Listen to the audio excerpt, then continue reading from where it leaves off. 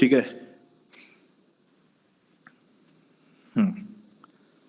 तो जरा हम लोग कॉन्ट्रासेप्टिव मेथड देख रहे थे, फिर से एक बार स्टार्ट करते हैं। तो रिप्रोडक्टिव हेल्थ चैप्टर हम लोग देख रहे थे, और रिप्रोडक्टिव हेल्थ चैप्टर में हम लोग मेथड्स ऑफ कॉन्ट्रासेप्टिव पढ़ रहे थे। ठीक है बच्चों, और मेथड्स ऑफ कॉन्ट्रासेप्टिव में हमने नेचुरल मेथड पढ़ लिया था, नेचुरल मेथड ऑफ कॉन्ट्रासेप्शन, और उसके बाद हम लोग जो बैरियर मेथड है उसको देख रहे थे। और लास्ट जो हमने पॉइंट डिस्कस किया था वो एक फिजिकल बैरियर डिवाइस, जिसके बारे में हमने डिस्कस किया था, हमने कॉन्डोम्स को डिस्कस किया था, और इनके क्या बेनिफिट्स हैं, कैसे इनको यूज किया जाता है। They are used only once and they are beneficial in many ways. कई ऐसे तरीके हैं, कई रूप से ये बेनिफिशियल है, जिसमें सबसे जो इम्पोर्टेंट आता है वो है सेक्सुअल ट्रांसमिटेड डिजीजेस को कंट्रोल करने में बहुत ये एफिशिएंट रोल प्ले करते हैं। फिर हमने बताया था कि कॉन्डोम्स दोनों तरह के होते हैं, male condoms and female condoms. Female condoms को फेमिडोम्स कहा जाता है, मेल कॉन्डोम्स ज्यादा कॉमन है, फीमेल कॉन्डोम्स थोड़े अनकॉमन है। लेकिन डिफरेंस ये है कि इनमें डबल रिंग स्ट्रक्चर दिखता है, 2 रिंग्स प्रेजेंट होती हैं, मेल कॉन्डोम्स में सिंगल रिंग प्रेजेंट होती है। ठीक है, फिर उसके बाद आगे बढ़ते हैं अगले पार्ट में। इसी में कॉन्ट्रासेप्टिव मेथड में ही, बैरियर में ही, हम कुछ इंट्रायूटेराइन डिवाइसेस को डिस्कस करेंगे। लेकिन इंट्रायूटेराइन डिवाइसेस से पहले कुछ और डिवाइसेस हैं जो फिजिकल बैरियर का काम करते हैं। ठीक है, कुछ और डिवाइसेस हैं जो फिजिकल बैरियर का काम करते हैं। जैसे हम लोग समझते हैं कौन से डिवाइसेस हैं। यहाँ पर कुछ डिवाइसेस के नाम लिखे हुए हैं, और उनका जो है इमेज भी यहाँ पर है जो हम देख सकते हैं। तो कौन कौन से ऐसे डिवाइसेस आते हैं, जैसे कि डायफ्राम हो गया, डायफ्राम एक डिवाइस है, सर्वाइकल कैप एक डिवाइस है, और वॉल्ट। ठीक है, याद रखना, डायफ्राम, सर्वाइकल कैप और वॉल्ट, इन तीनों का जो शेप है वो, और इन तीनों का जो मटेरियल है वो काफी कुछ सेम है। ठीक है, बस डिफरेंस बहुत माइनर से डिफरेंसेस हैं। तीनों ही लगभग एक जैसे डिवाइसेस हैं, बस इनके कुछ शेप्स अलग अलग हैं, जिसकी वजह से इनको अलग अलग नाम दिया गया है। एक डायफ्राम कहलाता है, एक सर्वाइकल कैप और वॉल्ट कहलाता है। ये तीनों को एक ही तरह के डिवाइसेस समझो, बस इनके शेप कुछ अलग अलग मिलते हैं। ये एक्चुअली कैप लाइक स्ट्रक्चर होते हैं। ठीक है, कैप के जैसे डिवाइसेस होते हैं जो फीमेल, जो यूटेरस की ओपनिंग होती है, फीमेल में यूटेरस की ओपनिंग को ब्लॉक कर देते हैं। और फीमेल में यूटेरस की ओपनिंग को ब्लॉक करते हैं तो जो जब इंसेमिनेशन होता है और स्पर्म रिलीज होता है वेजाइना में, तो वो स्पर्म यूटेरस के अंदर एंटर नहीं कर पाता। ठीक है, अब ये ब्लॉक कर देते हैं, तो केवल ब्लॉक करने से काम नहीं चलेगा। ठीक है, केवल ये क्या करेंगे, यूटेरस को ब्लॉक कर देंगे तो केवल ब्लॉक करने से काम नहीं चलेगा, उसमें एक और जो है क्वालिटी पाई जाती है। जो ये डायफ्राम, वॉल्ट और सर्वाइकल कैप है, ये तीनों ही एक जैसे डिवाइसेस हैं, थोड़े थोड़े इनके शेप डिफरेंट है। तीनों ही रबड़ के बने हुए हैं, they are made up of rubber और लेटेक्स, हम बोल सकते हैं थिक लेटेक्स के बने होते हैं, रबर के बने होते हैं। And they are used by females. ठीक है, how they are used, they are inserted into the female reproductive tract and block the entry of, या block the opening of cervix. ये सर्विक्स की ओपनिंग को ब्लॉक कर देते हैं, यानी यूटेरस की ओपनिंग को ब्लॉक कर देते हैं।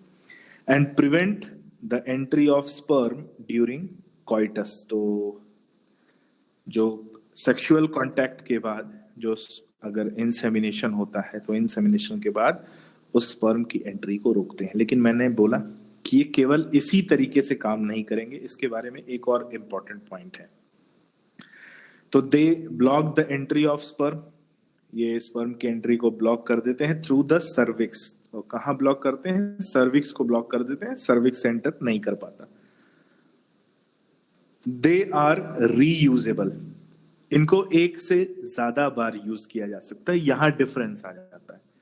कॉन्डोम्स वो भी रबर या लेटेक्स के बने होते हैं, दे आर सिंगल यूज, उनको एक बार ही यूज किया जाता है। लेकिन जो डायफ्राम, सर्वाइकल कैप और वॉल्ट है, दे आर रीयूजेबल, इनको एक से ज्यादा बार यूज किया जा सकता है। और कैसे किया जा सकता है, इसको थोड़ा सा दिमाग में बिठा लेते हैं।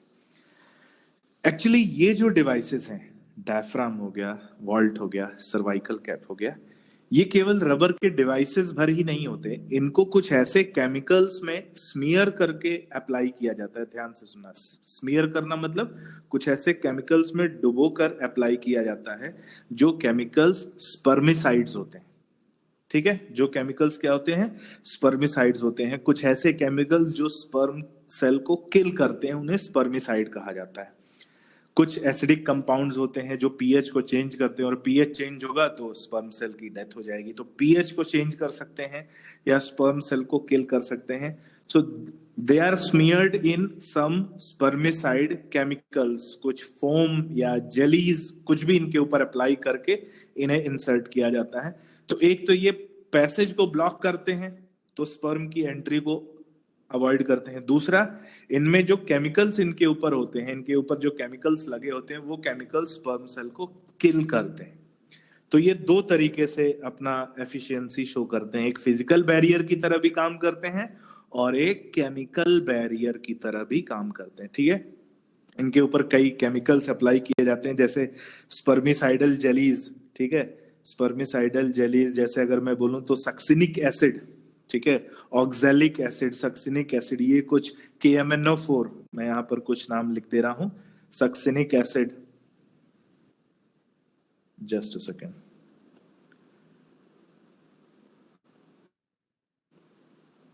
Succinic acid, oxalic acid, oxalic acid, KMNO4।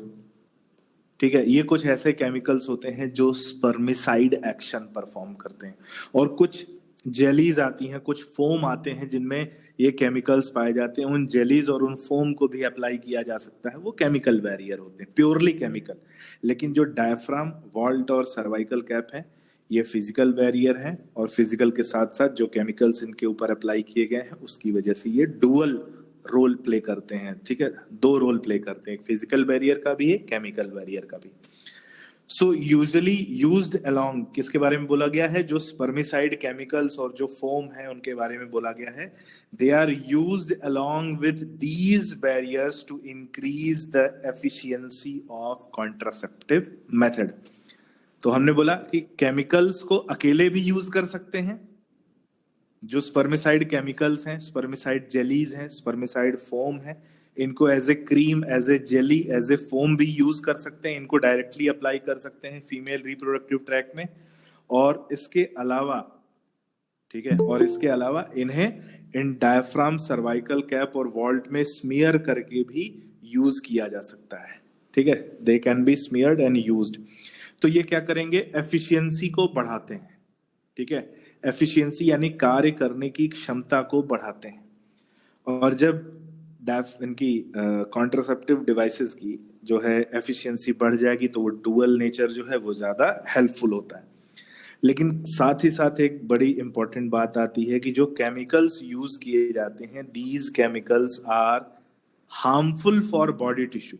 ये बॉडी टिश्यू के लिए हार्मफुल होते हैं। इन केमिकल्स से साइड इफेक्ट भी होते हैं। तो ये भी हम लिखेंगे कि these chemicals are harmful for body tissue and having side effect। और इनके क्या पाए जाते हैं, साइड इफेक्ट्स पाए जाते हैं। भाई किस तरह का केमिकल है, बॉडी पर अप्लाई कर रहे हैं, वो भी सेंसिटिव रीजन में। ठीक है, बहुत ही सेंसिटिव रीजन होता है, वहां पर ये केमिकल्स अप्लाई करेंगे तो वहां के सराउंडिंग टिश्यू पर इनका इम्पैक्ट मिलेगा। और किस तरह का इम्पैक्ट मिलेगा ये पहले से प्रेडिक्ट नहीं कर सकते, ये पर्सन टू पर्सन वेरी करता है। लेकिन दूसरी बात जो बात आई कि दे आर रीयूजेबल, तो रीयूजेबल कैसे हैं, अगर इनको एक बार यूज कर लिया तो दोबारा इनको प्रॉपरली वॉश करके, प्रॉपरली सैनिटाइज करके और दोबारा से इनको केमिकल स्पर्मिसाइड्स में इंसर्ट करके, स्मीयर करके इनको दोबारा से यूज किया जा सकता है। ठीक है, तो ये हमारा कॉन्ट्रासेप्टिव मेथड है, इसको आप नोट कर लीजिए, स्क्रीनशॉट ले लीजिए। ठीक है, तो यहां हमने दो ऐसे मेथड्स को देखा, एक जो फिजिकल और केमिकल दोनों है, और दूसरा वो डायरेक्टली जो केमिकल है, जो क्रीम, जेलीज और फोम के फॉर्म में अप्लाई किए जाते हैं।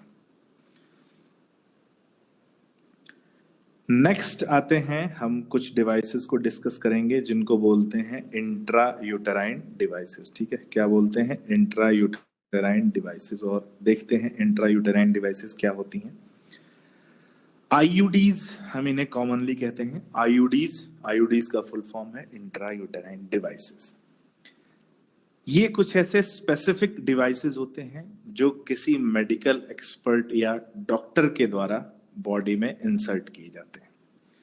So they are inserted by doctors और expert nurses into the uterus of female. कहाँ इंसर्ट किए जाते हैं? They are inserted into the uterus of female and uterus through vagina. सो किस तरह के आईयूडीज हमने कॉमनली सुना है? कॉमनली हम सुनते हैं कॉपर टी, कॉपर 7। आजकल अवेयरनेस के लिए कई तरह के प्रोग्राम चलते हैं, इनको हम सुनते और ध्यान से सुनने समझने की कोशिश करते हैं। हम कॉमनली हम समझ ले बेटा कॉपर टी वो एक तरह का क्या है? आईयूडी है। आईयूडी मतलब ऐसा डिवाइस जिसे यूटेरस के अंदर इंसर्ट किया जाता है और वहां पर वो प्रेजेंट रहता है और अपनी प्रेजेंस की वजह से वो कॉन्ट्रासेप्टिव एक्टिविटी परफॉर्म करता है। कैसे परफॉर्म करता है देखते हैं। तो परफॉर्म करने के लिए इसके कई टाइप्स होते हैं। तो सबसे पहला टाइप जो वर्ल्ड फेमस है और कई बार एग्जाम में पूछा गया है, सबसे पहला जो इसका टाइप है, मोस्ट इंपॉर्टेंट है। इन तीन में से एक क्वेश्चन आएगा, ध्यान से सुनना। आज अभी जो मैं 5 मिनट में पढ़ाने जा रहा हूं, इससे तीन में से एक क्वेश्चन आएगा। तीन तरह के आईयूडीज पाए जाते हैं। पहला है नॉन मेडिकेटेड आईयूडी, जिसका एग्जाम्पल है लिप्स लूप। याद रख लेना, आईयूडी है, नॉन मेडिकेटेड है, नाम है लिप्स लूप। दूसरा है कॉपर रिलीजिंग आईयूडी। ठीक है, दूसरा क्या है? Copper releasing IUD. एक आईयूडी है जिसमें कॉपर वायर प्रेजेंट होता है। कॉपर वायर प्रेजेंट होता है और वो कॉपर वायर कैसे काम करता है समझने की कोशिश करते हैं। कॉपर एग्जैक्टली क्या है? ये स्पर्म सेल्स के अगेंस्ट काम करता है। Copper is having spermicide activity. ये स्पर्म सेल्स की मोटिलिटी को कम करता है और स्पर्म सेल्स को किल करता है। तो जब ये स्पर्म सेल्स की मोटिलिटी को कम करता है, स्पर्म सेल की मोबिलिटी को, उनके एक्टिविटी को कम करता है, तो कॉपर को एज ए वायर यूज किया जाता है इन डिवाइसेस में, जिन्हें कॉपर रिलीजिंग डिवाइसेस कहा जाता है। और एग्जाम्पल हमें क्या मिलता है? एग्जाम्पल मिलता है copper T, copper 7, Multiload 375, Multiload 380। ये जो 375 और ये 380 जो लिखा है, ये होता क्या है? ये जो कॉपर वायर है उसका गेज वैल्यू दिया हुआ है। ठीक है, क्या दिया हुआ है? कॉपर वायर की गेज वैल्यू दी हुई है। तो गेज वैल्यू याद रखना, ये 375 और 380 is exactly the gauge value of 380 जो है गेज वैल्यू ऑफ वायर। ठीक है, वायर जो मेजर किए जाते हैं वो गेज में मेजर किए जाते हैं। लेकिन ऊपर जो है कॉपर टी, कॉपर 7, ये कॉपर प्रेजेंस है और कैसे उसकी डिस्कवरी हुई उसके बेस पर उसका नाम दिया गया है। लेकिन नीचे जो 375 और 380 दिए हैं, ये एग्जैक्टली क्या है? ये जो है गेज वैल्यू है। Copper T it is found to be effective. ये जो आईयूडीज होते हैं, ये मेडिकल जो एक्सपर्ट होते हैं वो इंसर्ट करते हैं, तो बार बार उनसे हेल्प भी नहीं ले सकते, वो प्रैक्टिकली पॉसिबल नहीं होता। तो they are effective for a very long period of time. ये एक लंबे समय तक के लिए इफेक्टिव पाए जाते हैं। जैसे अगर हम कॉपर टी की बात करें तो copper T is found to be effective for 3 years. ठीक है, 3 ईयर्स तक। कॉपर 7 जो है ये 5 ईयर्स तक इफेक्टिव पाया जा सकता है। ठीक है, मल्टीलोड 375 भी ये 5 ईयर्स तक इफेक्टिव पाया जाता है। मल्टीलोड 380 भी ये 7 to 10 ईयर्स तक इफेक्टिव पाया जा सकता है। तो ये अलग अलग डिवाइसेस हैं जो अलग अलग ड्यूरेशन तक इफेक्टिव पाए जा सकते हैं। अब बात यह है कि क्या इनके भी साइड इफेक्ट हैं? तो भाई एकदम साइड इफेक्ट है। कॉपर जो है स्पर्म सेल्स के लिए उनकी मोबिलिटी और उनकी एक्टिविटी को इनहिबिट करता है, उनको किल करता है, और उसके साथ साथ ये बॉडी टिश्यू के लिए भी इरिटेटिंग है। ठीक है, बॉडी टिश्यू के लिए भी क्या है? इरिटेटिंग है। तो बॉडी टिश्यूज को भी इरिटेट करता है और बॉडी टिश्यूज भी इस कॉपर के अगेंस्ट रिएक्ट करते हैं, तो उससे भी कई तरह के साइड इफेक्ट्स डेवलप हो सकते हैं। लेकिन ऐसा नहीं कि सभी में डेवलप होंगे। मोस्ट ऑफ द केसेस में जो आईयूडीज होते हैं ये उतने हार्मफुल या इनके साइड इफेक्ट ज्यादा नहीं मिलते। और इसीलिए अगर हम बात करें कि फीमेल्स में जो मोस्ट यूज जो कॉन्ट्रासेप्टिव डिवाइसेस हैं वो होते हैं आईयूडीज। ठीक है, आईयूडीज याद रखना। ये मोस्ट मेल्स में जो है कॉन्डोम्स ज्यादा इफेक्टिवली यूज किए जाते हैं, फीमेल्स में जो आईयूडीज होती हैं वो ज्यादा यूज की जाती हैं। तो most preferable method of contraception है वो है आईयूडीज, क्योंकि ये टेम्परेरी ड्यूरेशन के लिए इफेक्टिव होते हैं। जब तक हमें कॉन्ट्रासेप्टिव की जरूरत है तब तक इनको अप्लाई करते हैं, और जब जरूरत नहीं है तो इनको आसानी से डॉक्टर की हेल्प से रिमूव किया जा सकता है। तीसरा और बहुत इंपॉर्टेंट है हार्मोन रिलीजिंग आईयूडी। ठीक है, तीसरा और बहुत इंपॉर्टेंट क्या है? Hormone releasing IUD. अगर आप पिछले 10 साल के पेपर्स देखोगे या 15 साल के पेपर्स देखोगे, तो पिछले 15 साल के पेपर्स में कम से कम 4 से 5 बार इस हार्मोन रिलीजिंग आईयूडी के बारे में पूछा गया। और अगर आप पिछले 15 साल के पेपर देखोगे तो हर साल आपको कम से कम, मतलब पिछले 15 सालों में मैं ज्यादा नहीं बोलूंगा तो 6 से 7 बार केवल इन्हीं पॉइंट से, non medicated IUD, copper releasing IUD और हार्मोन रिलीजिंग आईयूडी से डायरेक्ट या इनडायरेक्ट क्वेश्चन आया है। तो अभी जो मैंने यहाँ पे आपसे 5 मिनट में डिस्कस किया, इससे एक क्वेश्चन नीट में आना फिक्स है। इन 3 में से एक क्वेश्चन नीट में आना फिक्स है। एक बात ध्यान में बिठा लो, चाहे वो क्वेश्चन डायरेक्ट आएगा, चाहे किसी बड़े क्वेश्चन में एक ऑप्शन बन के आएगा, लेकिन आएगा, पक्का आएगा। ठीक है। तीसरा जो हम डिस्कस कर रहे हैं, hormone releasing IUD. Hormone releasing IUD क्या है भाई? अब आ गई बात हार्मोन की, और हार्मोन यहां पर कैसा? Steroidal hormone. भाई स्टेरॉइडल हार्मोन बड़ा हार्मफुल हार्मोन होता है। वैसे तो ये हार्मोन जो है स्टेरॉइडल हार्मोन, इनको लाइफ सेविंग हार्मोन कहा जाता है।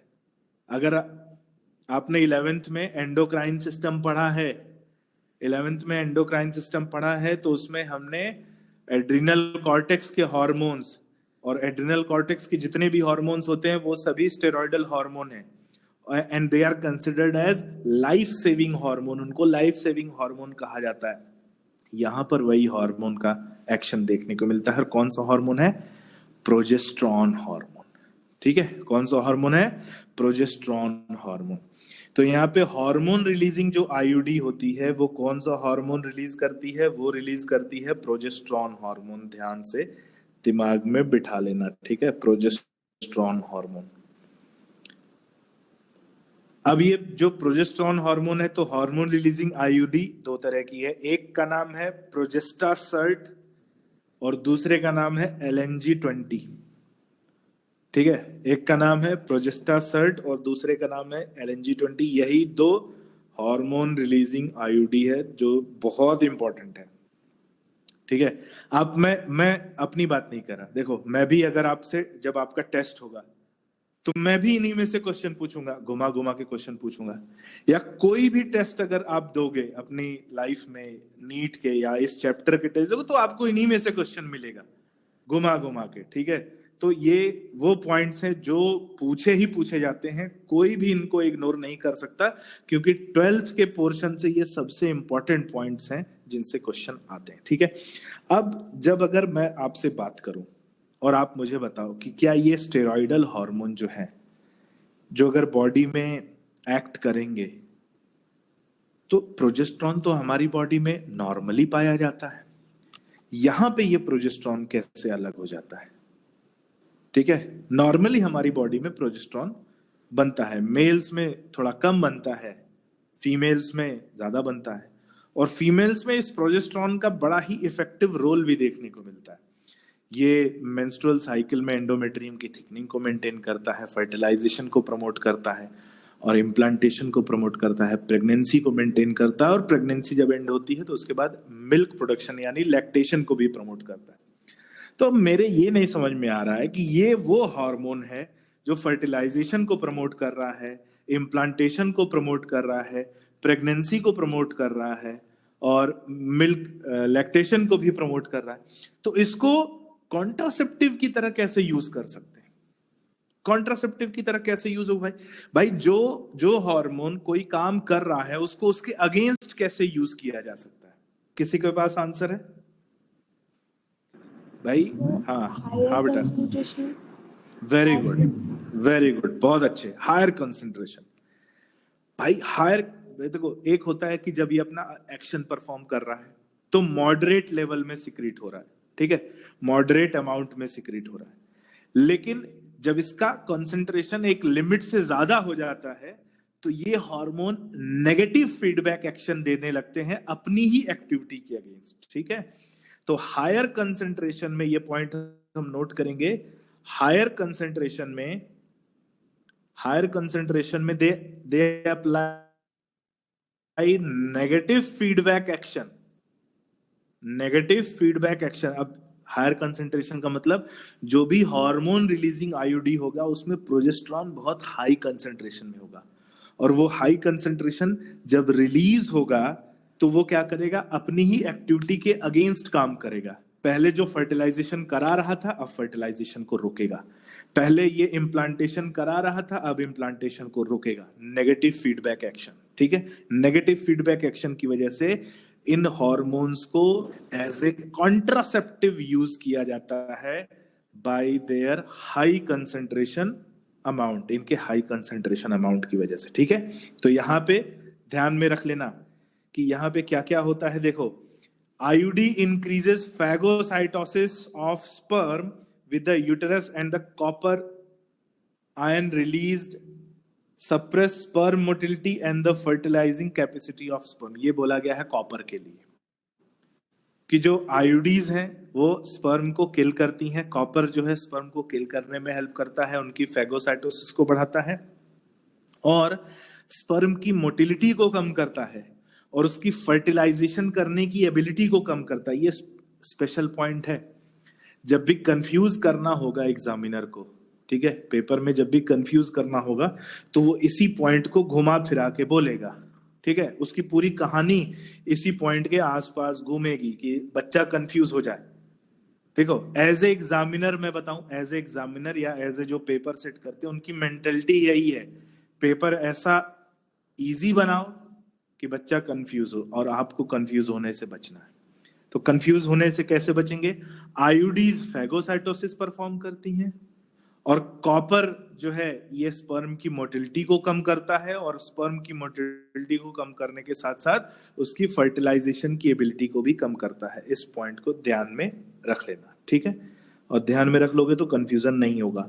तो मोस्ट इंपॉर्टेंट अब यहाँ पे बात आ गई, ये जो हार्मोन हम प्रोजेस्टेरॉन या स्टेरॉइडल हार्मोन है, ठीक है। स्टेरॉइडल हार्मोन जो होते हैं बेटा बॉडी में, हम हार्मोन एक्शन यहाँ नहीं बता रहे हैं लेकिन अगर आपने पढ़ा हुआ है तो आप याद करो, स्टेरॉइडल हार्मोन हमारी बॉडी में एनाबॉलिक रिएक्शन को परफॉर्म कराते हैं। एनाबॉलिक रिएक्शन यानी एनर्जी को यूज करके लार्ज कॉम्प्लेक्स कंपाउंड के फॉर्मेशन को बढ़ाते हैं, ठीक है। बॉडी में जो प्रोटोप्लाज्म का डिपोजिशन बढ़ता है, फैट का डिपोजिशन बढ़ता है, आदमी में अगर स्टेरॉइडल हार्मोन ज्यादा बने या उसने बाहर से स्टेरॉइड्स लिए हैं तो वो क्या होने लगता है, हेल्दी होने लगता है, मोटा होने लगता है, एडिपोज टिश्यू बढ़ने लगता है, बॉडी में फैट डिपोजिशन बढ़ने लगता है, ये स्टेरॉइडल हार्मोन। अब सोचो, अब अगर किसी की बॉडी में स्टेरॉइडल हार्मोन हाई कंसंट्रेशन में हो तो उसमें फैट डिपोजिशन बढ़ जाएगा, ठीक है। फैट डिपोजिशन बढ़ेगा, उसका ग्लूकोज लेवल बढ़ जाएगा, उससे डायबिटीज हो सकता है, ठीक है। अभी देखा है आपने, अगर है ना, अभी आपने देखा होगा कि कोविड में बहुत से लोगों को रेमडेसिविर दिया गया और रेमडेसिविर और दूसरे जो स्टेरॉइडल जो मेडिसिन दिए गए उसकी वजह से बहुत से लोगों को डायबिटीज हो गया, क्योंकि ये जो स्टेरॉइड्स हैं जब ये बॉडी में जाते हैं तो बहुत तेजी से ब्लड ग्लूकोज लेवल को बढ़ाते हैं और कई बार ये डायबिटिक बैरियर को क्रॉस कर जाते हैं और उन्हें डायबिटीज हो। अब क्या हुआ, अब उनका जिंदगी भर का वो डायबिटीज चलेगा। पहले नहीं था, लेकिन ट्रीटमेंट के दौरान जो स्टेरॉइड्स दिए गए उस स्टेरॉइड्स की वजह से उनका डायबिटिक बैरियर क्रॉस हो गया एंड दे बिकम परमानेंटली, अब वो परमानेंटली डायबिटिक हो गए, ठीक है। वैसे ऐसा नहीं कि हम बोलते हैं कि ब्लड ग्लूकोज लेवल बढ़ जाए तो डायबिटिक होता है, हमेशा नहीं होता। रात को 4 रसगुल्ले एक्स्ट्रा खा लिए, सुबह ब्लड ग्लूकोज लेवल बढ़ा हुआ है, वो डायबिटीज नहीं है।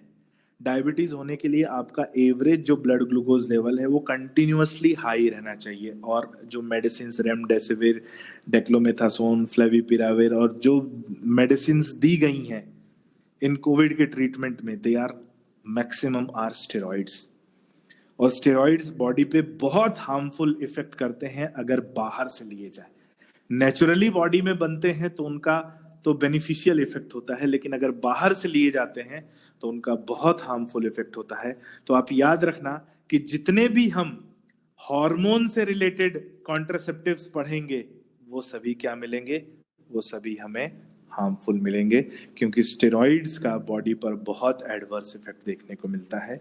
ये एनाबॉलिक एक्टिविटी को बढ़ाते हैं, फैट डिपोजिशन को बढ़ाते हैं, glucose level, blood glucose level को बढ़ाते हैं, हाइपरग्लाइसीमिया कॉज करते हैं, डायबिटीज कॉज कर सकते हैं, और डायबिटीज अपने साथ एक और बीमारी गिफ्ट में लेके आता है।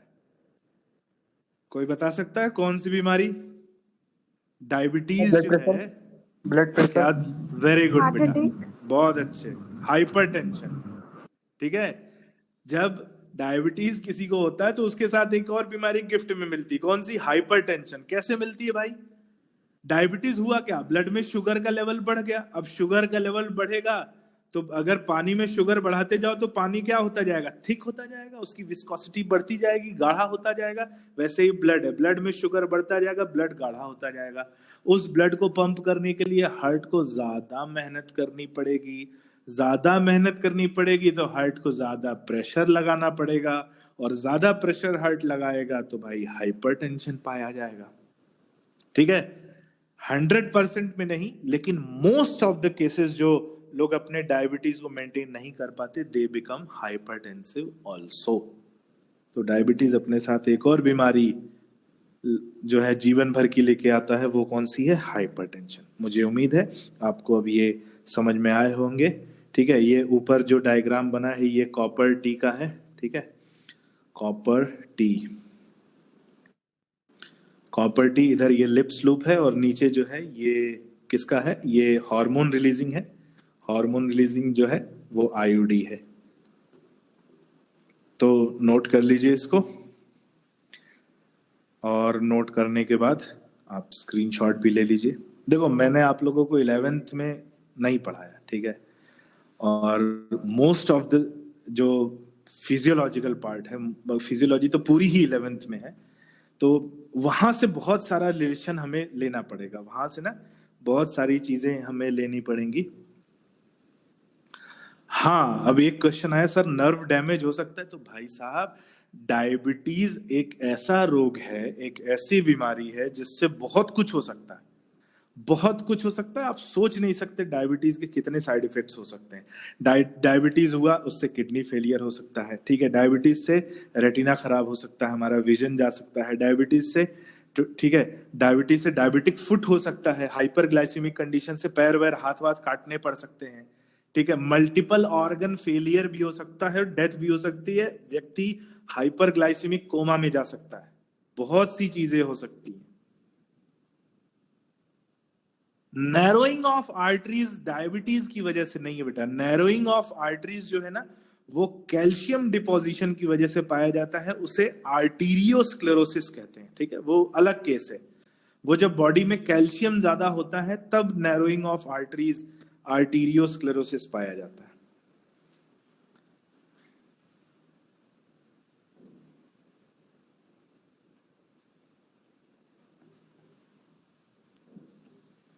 ठीक है, नोट कर लीजिए इसको।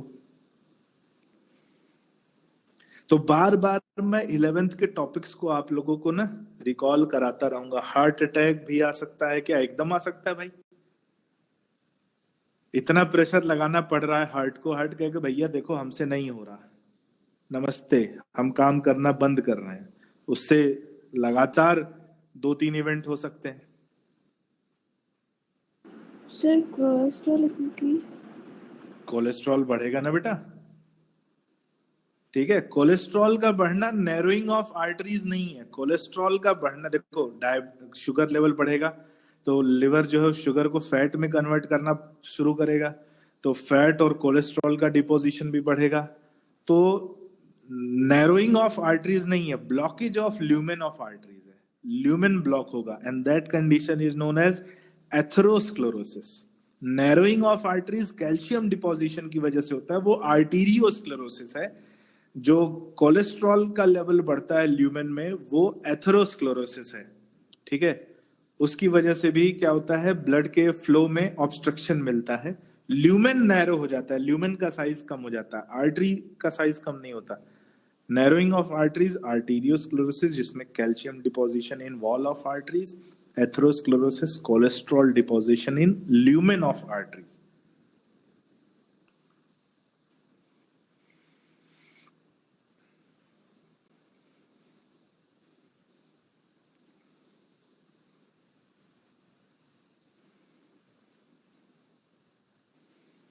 ठीक है, आगे बढ़े, चलो।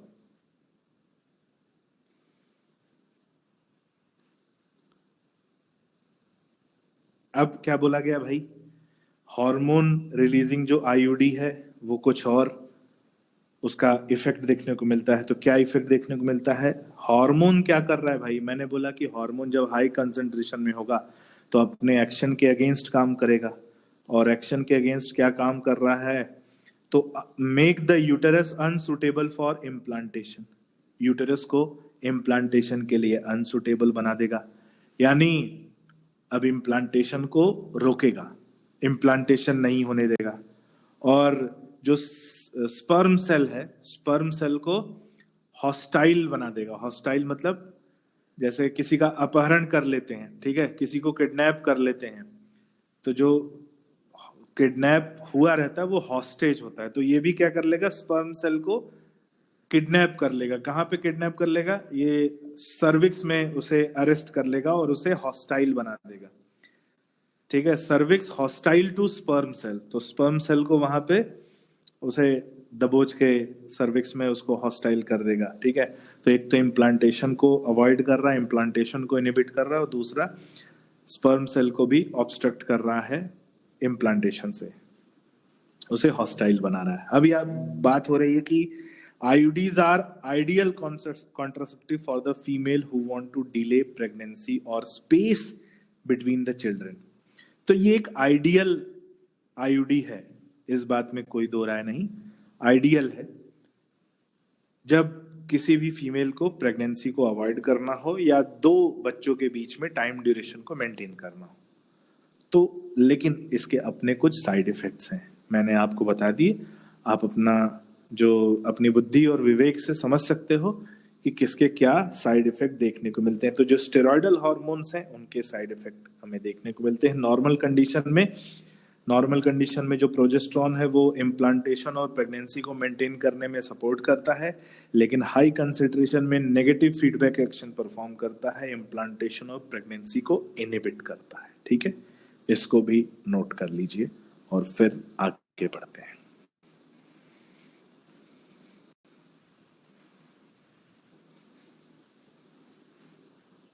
तो अब आपके दिमाग में 3 तरह की IUDs आ गई हैं, एक नॉन मेडिकेटेड लिप्स लूप, दूसरा copper releasing, copper T, copper 7, Multiload 375, Multiload 385, ठीक है, और हार्मोन रिलीजिंग में प्रोजेस्टासर्ट एंड LNG-20, ये दोनों हार्मोन रिलीजिंग है।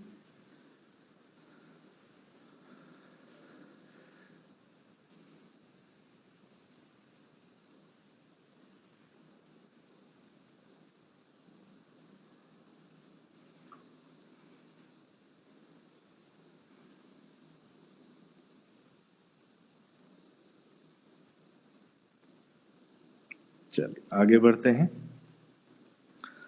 अब इसके बाद जो है कुछ और भी कॉन्ट्रासेप्टिव आते हैं और उन कॉन्ट्रासेप्टिव्स को भी हम यहाँ डिस्कस करेंगे, और उन कॉन्ट्रासेप्टिव्स को कहा जाता है ओरल कॉन्ट्रासेप्टिव्स। ओरल मतलब माउथ के थ्रू उन्हें बॉडी में एडमिनिस्टर करते हैं, एडमिनिस्ट्रेशन मतलब बॉडी में उनको प्लेस करना। तो ओरल या माउथ के थ्रू टैबलेट्स के फॉर्म में लिए जाते हैं, जिन्हें पिल्स बोलते हैं।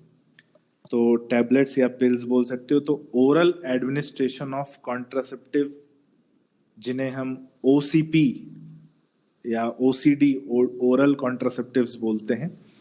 तो ओरल कॉन्ट्रासेप्टिव्स एग्जैक्टली होते क्या है समझते हैं। आधा तो हमें मालूम है, बस समझना है कि यहाँ भी वही एक्शन परफॉर्म करते हैं। ओरल कॉन्ट्रासेप्टिव्स में भी हार्मोन्स पाए जाते हैं, ठीक है। तो जो अभी हमने हार्मोन्स पढ़े भाई, हार्मोन रिलीजिंग आईयूडी में, वही हार्मोन या हार्मोन्स का कॉम्बिनेशन हमें टैबलेट्स के फॉर्म में मिलता है, जिन्हें ओरल कॉन्ट्रासेप्टिव पिल्स या ओसीपी कहते हैं। तो यहाँ पे हमें मिलता है प्रोजेस्टोजेन, ठीक है। यहाँ हमें क्या मिलता है, प्रोजेस्टोजेन, जो कि एक इनएक्टिव फॉर्म है किसका, प्रोजेस्ट्रॉन का। या इसके अलावा मिलता है प्रोजेस्टोजेन एंड ईस्ट्रोजेन, या इसके अलावा मिलता है प्रोजेस्टोजेन और ईस्ट्रोजेन का कॉम्बिनेशन। तो कुछ ऐसी मेडिसिन होती हैं जिसमें केवल प्रोजेस्टोजेन पाया जाता है, कुछ ऐसी पिल्स होती हैं जिनमें ईस्ट्रोजेन और प्रोजेस्टोजेन का कॉम्बिनेशन पाया जाता है। तो जिनमें इनका कॉम्बिनेशन मिलता है उन्हें बोलते हैं कंबाइंड पिल्स, ठीक है। कॉम्बिनेशन जिसमें मिलता है उन्हें क्या बोलते हैं, कंबाइंड पिल्स। जैसे कि एग्जाम्पल माला डी, माला एन, ये क्या होती हैं, ये कंबाइंड पिल्स होती हैं। कंबाइंड पिल्स में याद रखना ध्यान से दिमाग में, इसमें ईस्ट्रोजेन और प्रोजेस्टोजेन दोनों पाया जाता है, और कुछ ऐसी भी हैं जिनमें केवल प्रोजेस्टोजेन पाया जाता है। देखेंगे हम कौन कौन सी। अब ये जो माला डी और माला एन है कंबाइंड पिल्स है, ये इनके बारे में लिखा हुआ है नीचे। ये क्या है, कंबाइंड पिल्स।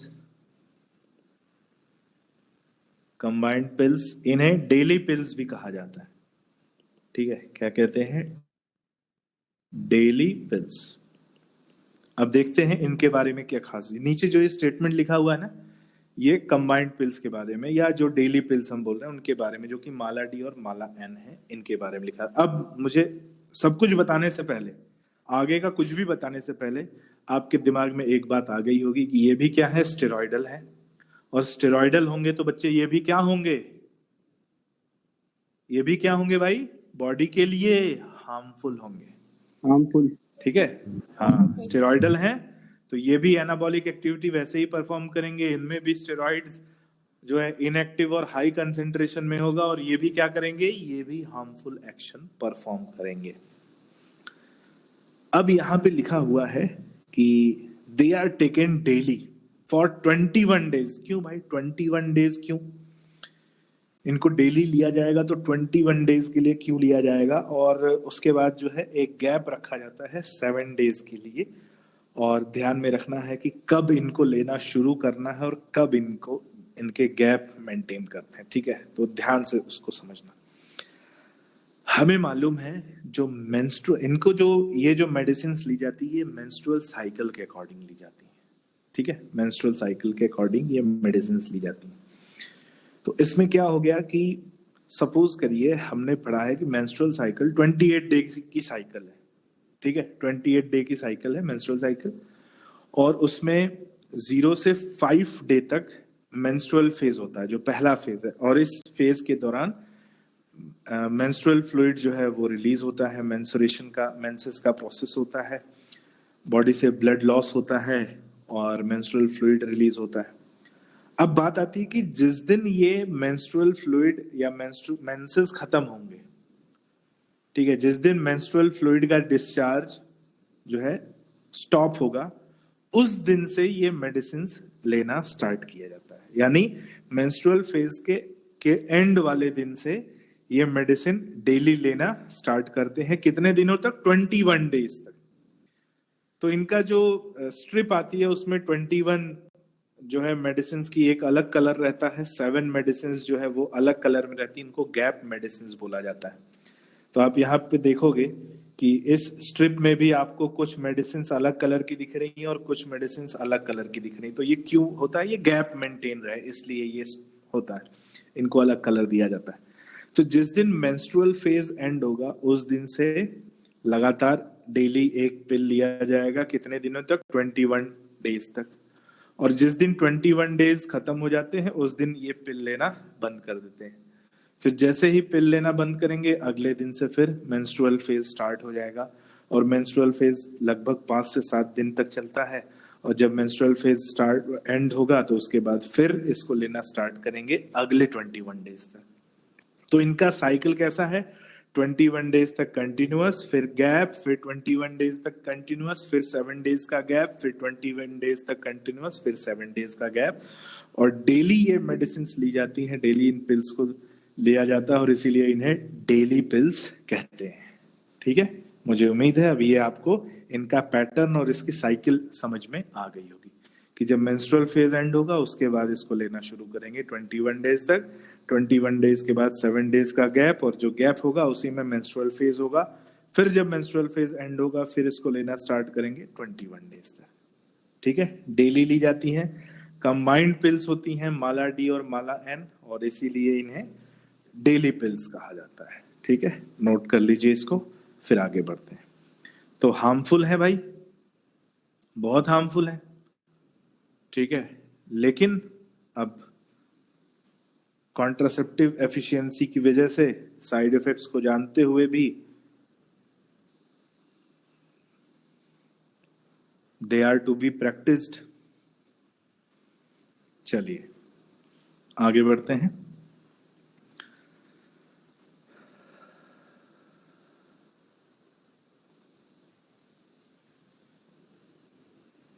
अब एक और जो है ओरल कॉन्ट्रासेप्टिव को डिस्कस करेंगे, और ये बहुत इंपॉर्टेंट है। क्यों इंपॉर्टेंट है? क्योंकि जब भी ओरल कॉन्ट्रासेप्टिव से क्वेश्चन आता है तो सबसे फर्स्ट चॉइस का क्वेश्चन वो इसी से आता है। अभी हमने पढ़ा जो कंबाइंड पिल्स के बारे में, ठीक है, उनमें प्रोजेस्टेरोन इनएक्टिव हार्मोन्स प्रेजेंट होते हैं, प्रोजेस्ट्रोजन और ईस्ट्रोजन, लेकिन स्टेरॉयडल होते हैं और बॉडी पर उनका हार्मफुल एक्शन पाया जाता है। लेकिन उनके अलावा भी कुछ ऐसी कॉन्ट्रासेप्टिव पिल्स हैं, कुछ क्या, एक ऐसी कॉन्ट्रासेप्टिव पिल है जो काम तो उसी की तरह करती है, यानी स्टेरॉइड्स की तरह ही काम करती है, लेकिन ये स्टेरॉयडल नहीं है। ठीक है, प्रोजेस्ट्रोजन और ईस्ट्रोजन की तरह ही काम करती है, लेकिन ये स्टेरॉयडल नहीं है। ये कैसी पिल है? ये नॉन स्टेरॉयडल कॉन्ट्रासेप्टिव पिल है। ठीक है, नॉन स्टेरॉयडल कॉन्ट्रासेप्टिव पिल है, बहुत इंपॉर्टेंट पिल है। सो एक एग्जाम्पल पाया गया है नॉन स्टेरॉयडल कॉन्ट्रासेप्टिव पिल का, नॉन स्टेरॉयडल, कुछ ज्यादा अंधेरे में दिख रहा है, ये उजाला में कर देते हैं इसको।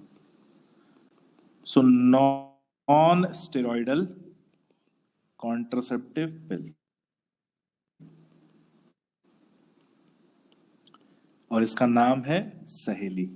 ठीक है, एग्जाम्पल क्या नाम है इसका? सहेली। अब इसके बारे में इंपॉर्टेंट क्या है भाई? तो वही बात है, प्रोजेस्टेरोन जो काम कर रहे थे, क्या काम कर रहे थे?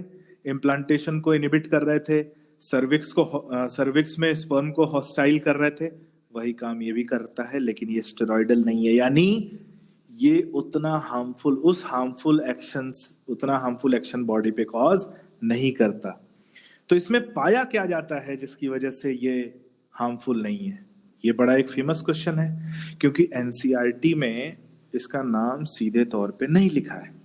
ठीक है, और एनसीईआरटी में जब इनडायरेक्ट क्वेश्चन की बारी आती है तो सबसे पहले यही पूछा जाएगा कि जो नॉन स्टेरॉयडल कंटेंट है इस मेडिसिन या इस पिल के अंदर, वो नॉन स्टेरॉयडल कंटेंट है क्या? तो वो नॉन स्टेरॉयडल कंटेंट का नाम है सेंट क्रोमैन। ठीक है, क्या नाम है भाई? सेंट क्रोमैन। यहाँ पर देखेंगे आप अगर, तो यहाँ पे इसका मार्क किया हुआ नाम है सेंट क्रोमैन। तो जो नॉन स्टेरॉयडल पिल है उसमें पाया जाता है सेंट क्रोमैन, और ये सेंट क्रोमैन जो है ये ठीक वैसे ही काम करता है जैसे स्टेरॉयडल हार्मोन्स काम कर रहे थे, लेकिन बिना साइड इफेक्ट के। ठीक है, बिना साइड इफेक्ट के ये काम करता है। तो जब बिना साइड इफेक्ट के ये काम करता है तो ये तो यार अच्छा है। ठीक है, ये कैसा हो गया? इसकी कॉन्ट्रासेप्टिव एफिशिएंसी ज्यादा है in comparison to steroidal pills. तो ये किसने डेवलप किया है? इसे डेवलप किया है CDRI लखनऊ ने, scientist of CDRI, central drug research institute Lucknow. और ये आया हुआ क्वेश्चन है नीट में, CDRI लखनऊ।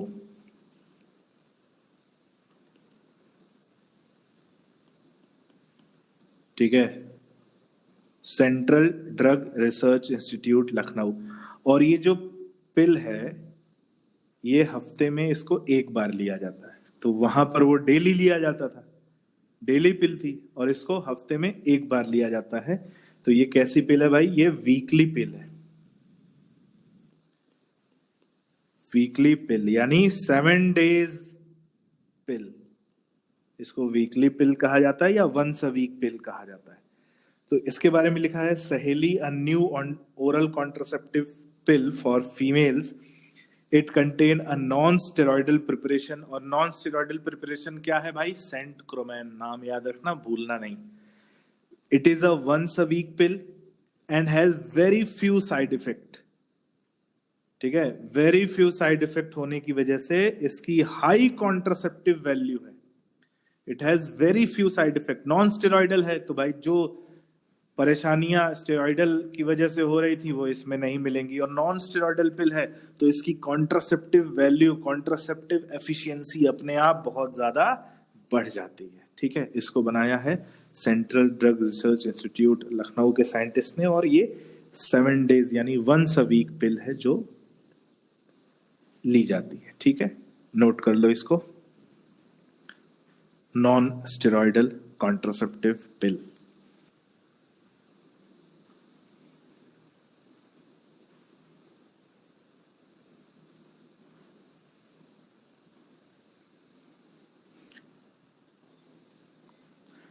बच्चों इसका रिवीजन बहुत जरूरी है। ठीक है, रिवीजन जरूर करना और क्वेश्चन की प्रैक्टिस जरूर करना। बिना उसके फिर ये जो है ना छूट जाएगा, चूक जाओगे और क्वेश्चन से जो है ना दिमाग से उतर जाएगा। और 11th का रिवीजन भी करते चलो।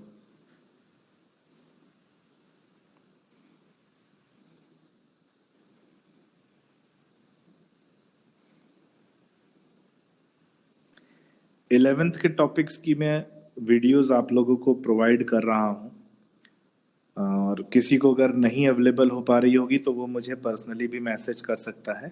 ठीक है, व्हाट्सएप नंबर मेरा आप सभी के पास है, तो आप पर्सनली भी मुझे भेज सकते हो। तो अभी जो है एनिमल टिश्यू चल रहा है और एनिमल टिश्यू की वीडियोस मैं आप लोगों को प्रोवाइड कर रहा हूँ। तो जैसे ये अपनी लाइव क्लास है इसको भी रिकॉर्ड करता हूँ, वैसे ही मैं जो दूसरे क्लासेस में चल रही है उनको भी रिकॉर्ड करता हूँ, और वो रिकवरी और दूसरे रिवीजन पॉइंट ऑफ व्यू से बहुत ज़्यादा बेनिफिशियल होता है।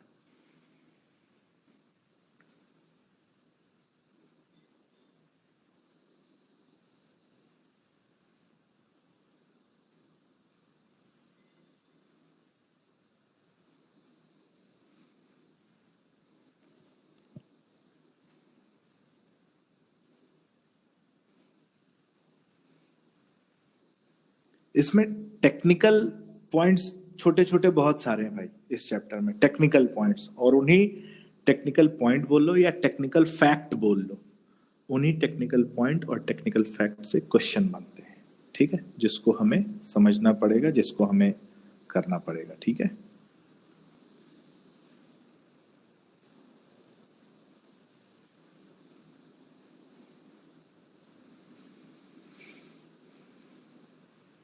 ठीक है, आगे चलते हैं बच्चों, देखते हैं हम इसके बाद इसमें क्या बचा है। इसके बाद इसमें एक ही टॉपिक बचा है जिनको हम इमरजेंसी बिल्स कहते हैं। ठीक है, तो नेक्स्ट आता है इमरजेंसी बिल्स।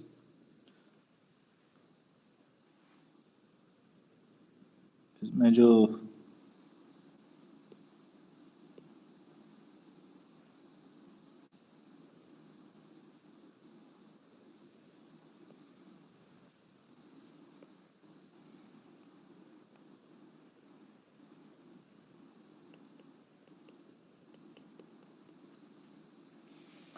ठीक है, फिर आती हैं इमरजेंसी पिल्स। इमरजेंसी पिल्स क्या होती हैं? they are to be taken within 72 hour of insemination. ठीक है, इंसेमिनेशन के बाद 72 आवर्स के अंदर इन पिल्स को लिया जाता है, जिन्हें इमरजेंसी पिल्स कहते हैं। और इसमें भी क्या पाया जाता है? प्रोजेस्ट्रोजेन और ईस्ट्रोजेन। ठीक है, प्रोजेस्ट्रोजेन और ईस्ट्रोजेन का कॉम्बिनेशन भी पाया जा सकता है, अकेले प्रोजेस्ट्रोजेन भी पाया जा सकता है। और ये है तो ये क्या होंगे भाई? ये भी क्या है? स्टेरॉइडल है, यानी ये भी हार्मफुल है, लेकिन इनको इमरजेंसी कंडीशन में यूज किया जाता है और इन्हें मॉर्निंग पिल भी कहा जाता है। ठीक है, जनरली इन्हें किस नाम से बोलते हैं? मॉर्निंग पिल या इमरजेंसी पिल नाम देते हैं, इनके ट्रेड नेम है। जैसे आई पिल या अनवांटेड 72, ये इनके कॉमन ट्रेड नेम है जिसके नाम से ये सेल होती हैं। तो ये याद रखना, they are exactly emergency pill, they are steroidal also and they are very harmful. अब एक तो स्टेरॉइडल ऊपर से इमरजेंसी में दिया तो उसका तो बहुत हाई कंसेंट्रेशन मिलेगा, and they are very much harmful, और इनके ट्रेड नेम है। तो स्टेरॉइडल की जितनी ज्यादा कॉन्ट्रासेप्टिव वैल्यू होती है, उतने ही उनके हाई साइड इफेक्ट्स देखने को मिलते हैं। ठीक है, इमरजेंसी पिल्स नोट कर लो।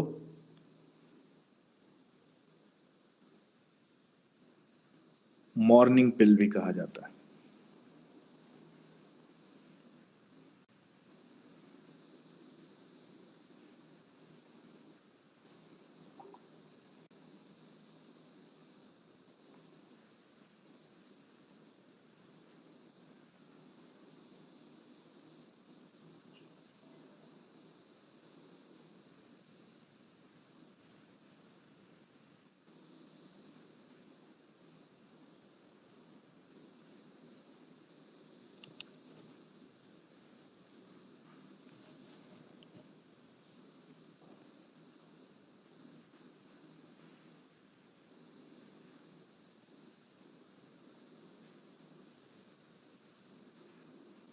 चलो,